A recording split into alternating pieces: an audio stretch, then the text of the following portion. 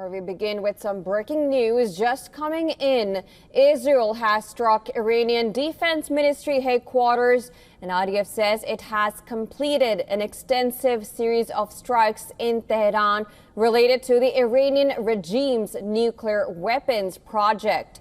In a tweet, the IDF says the sites it has targeted included the Iranian Ministry of Defense headquarters, the headquarters of the SPND nuclear project, and additional targets, now which it said advanced the Iranian regime's efforts to obtain a nuclear weapon and where the Iranian regime hid its nuclear archive.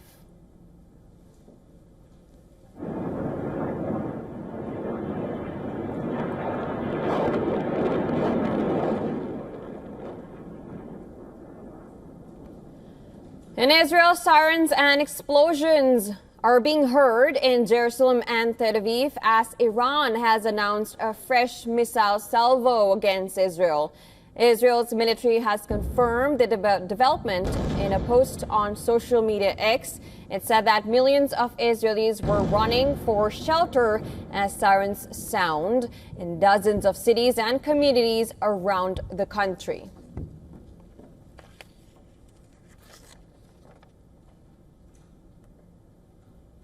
All right, we have just breaking news just coming in. Israel has struck Iranian Defence Ministry Headquarters.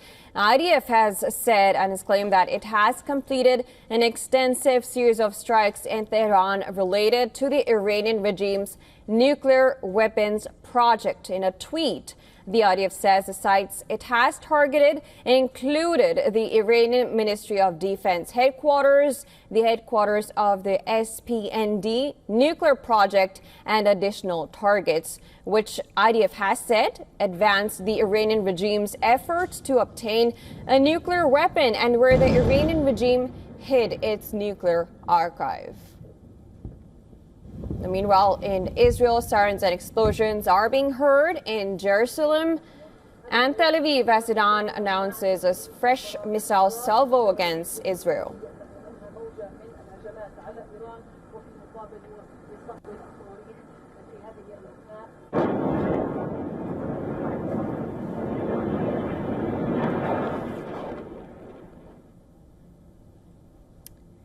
And to discuss more, we're now being joined by John Spencer. He is the chair of Urban Warfare Studies and Modern Warfare Institute. He's also a defense analyst. Thank you so much for joining us. Now, let's just get into it. We are seeing no calm in this conflict. But as of now, how long will Israel be able to sustain a war against Iran? And where are things going, according to you, right now, where there's no calm right now? Sure. I mean, we have to look to Israel's leadership for that. What are their objectives and how long do they say it will take to achieve that objective? Israel, from the opening salvo, has said their objective is to roll back Iran's nuclear and ballistic missile program, and Israel has extensively rolled that back by years, eliminating 20 senior commanders, 9 nuclear scientists, hitting 3 of the nuclear enrichment sites, hitting ballistic missile sites, hitting air defense systems in about 7 waves. Israel says it will continue the operation until it achieves its goal. Now, Iran has sent retaliation, and it's not tit for tat. Iran has, as you read, just with the IDF tweet, but Iran has launched salvos of about 180 to now, as we're actually speaking, another salvo, probably over 200 ballistic missiles and drones towards Israel, and about 90% of those are stopped, but anywhere from 10 to 20 missiles have hit mainly civilian areas, and that's a big stark difference between the precision of the IDF and what they're doing in Iran. It's mainly civilian buildings that are being hit inside of Israel, now in Jerusalem and Tel Aviv again. Where this goes, I personally believe the United States has offered a hand to the Islamic regime in Iran, again, for negotiations that bring this to an end, and hopefully they take that, because I do believe that the United States could play a major role in ending this very specific kind of operation, war, if you will. Right, and I will definitely come to you as because you've picked that up. But also, if you could just help us understand, you talked about Israel's goal. What could possibly Israel want to achieve with this war? Because it started with first going after nuclear facilities, then the military regime after killing a lot of military leaders. Now he's also told the Iranians to stand up against the regime. What do you think could be the objective of Netanyahu and Israel at this point? Yeah, and you know, it's a democratic country. The prime minister talked to the people, to Israel as much as he did to the world, and he did make a statement for the Iranian people because of the million peoples of Iran. Most of them are freedom-loving, and they don't support the Islamic regime and their policies of building a nuclear bomb, of their building of these terror armies around Israel, like Hamas, Hezbollah, the Houthis, Shia-backed militias in Iraq. But I don't think that Israel's goal is a regime change. As a matter of fact, they haven't said that. While their operation is limited, as in to roll back that nuclear program that was on the cusp of a breakout, according to the United States and Israeli intelligence, but many others. I mean, the IEA said that for the first time in 20 years, Iran is in violation of the nuclear proliferation obligation, as in they were building a nuclear bomb despite the negotiations and not negotiating in good faith. Where this ends is the question.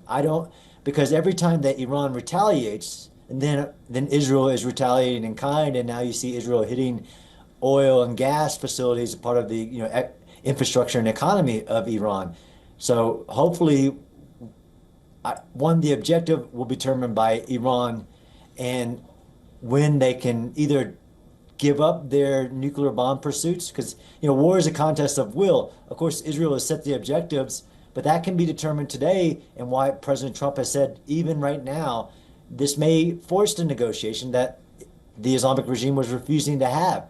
Let's negotiate. Give up your nuclear ambitions. There's no reason why they have any enrichment, and definitely no reason to have a nuclear bomb, and that's probably would be the point of where this ends. But continuing to retaliate against Israeli civilian sites, and maybe they're aiming for military sites like the Kiryat and Tel Aviv, but they're not hitting them, and they're missing and hitting civilian sites and sending the entire population of Israel into bomb shelters. The geography, there's some differences here, and I don't like when not you, but other media have said this is tit for tat. Israel has stated its goals. The Islamic regime in Iran has only said reckless statements about destroying the Zionist regime, destroying Israel, and then turning to the United States, who they view as supporting this operation. In my opinion, that would be the fatal mistake, and would only escalate this, and would be the end of the regime if they decided to target a U.S. base or a U.S. vessel or something in the region. Exactly. Now, you picked up the U.S. bases. Tehran has clearly warned. You talked about diplomacy and coming on the table. Do you think after this whole conflict is escalating that there could be any possibility of actually talks when Tehran has clearly rejected ones in a couple of hours ago? They just rejected the talks on table. Do you think after this escalation there's any chance of any table talks? I mean, so as somebody who teaches strategy at a very high level, there's always interest, right? So, I mean, there's three reasons that people go to war: pride, interests, and fear. So there is, of course, Islamic regime in Iran pride, right, of being this hurt, elimination of 20 senior commanders, the head commander of the military, the head of the IRGC, the head of the Quds Force. There's a lot of pride there. But I do think that diplomacy, because if not, that number one interest that all nations and even terrorist regimes have, which is survival. You would think, and we apply this rational actor theory, that Islamic regime would say, okay, look, we want diplomacy and talk about a new negotiation, and maybe they don't agree to everything, but it's almost a rational actor theory, like you need to negotiate because Israel is showing Israel controls Iran's skies right now. It has air supremacy, like you just showed. They're hitting the Ministry of Defense in Tehran. They have complete superiority over Iran's skies to hit what they want based on their objectives. And on the other side, Iran's 90% of their salvos they can get off at this point are being defeated by both the Iron Dome, David's Sling, Arrow 3, and U.S. forces deployed to the area, and more U.S. forces are on the way to assist defending American interest and in Israel, of course. So then, do you think that if this does escalate and Iran does retaliate and does attack these U.S. bases, U.S. can get into this war? And if it does, where does it lead to?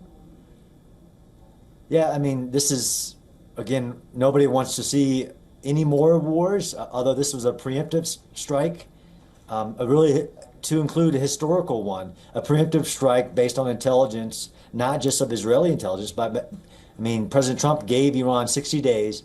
This preemptive strike was on the 61st day.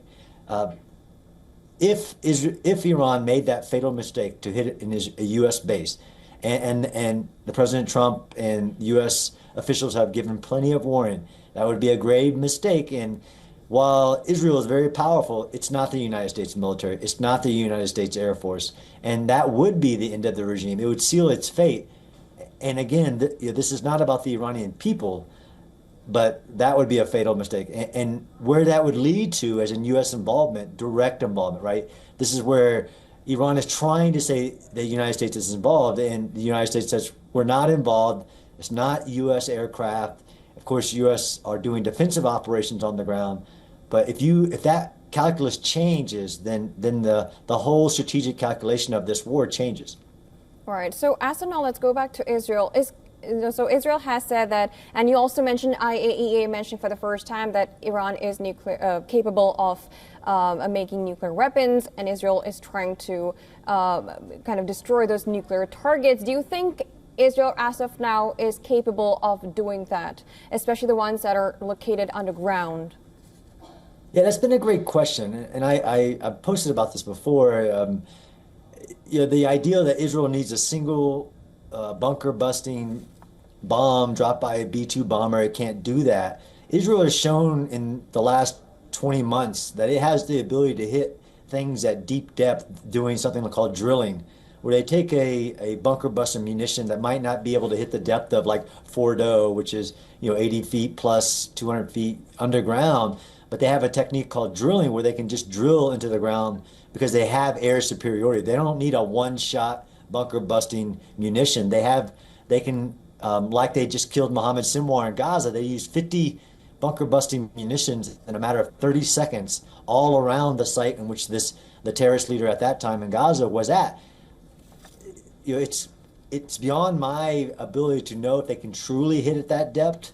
And again, the goal, which is for a military guy, matters. Israel has stated its goal is to roll the nuclear program back. Right? The ultimate goal is to change the Islamic regime's behavior, not to pursue a nuclear weapon. It isn't to destroy, which leads you to even the sensitivity, the dangers in which the IAEA has been reporting on. Like, if you hit a nuclear site, there is a chance of basically nuclear contamination, as these are centrifuges that are actually trying to enrich uranium. So it's a really complex operation to say, well, can they hit at that depth or not? Of course, you could seal these sites in, basically encapsulate them or basically cover them up, right? If you can't get to the depth. I've learned it a lot with Israel's operation is never underestimate what Israel can do, even with the technologies it has. So it's not a yes directly to your question, but it's also not a no. I'm not saying they can't do it without other capabilities. And that being said, Israel has been in a conflict for the past 3 years, going against Hamas, going against Hezbollah, then the Houthis, and they still have some operations continuing in Gaza. Do you think Israel can afford to, lengthen this conflict and go for another front altogether? So you're right to point out Israel has been under a 7-front war, 8th if you include the basically international misinformation campaign that it's been under.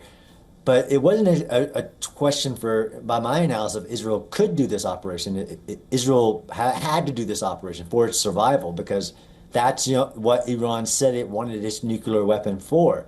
Death to America, death to Israel.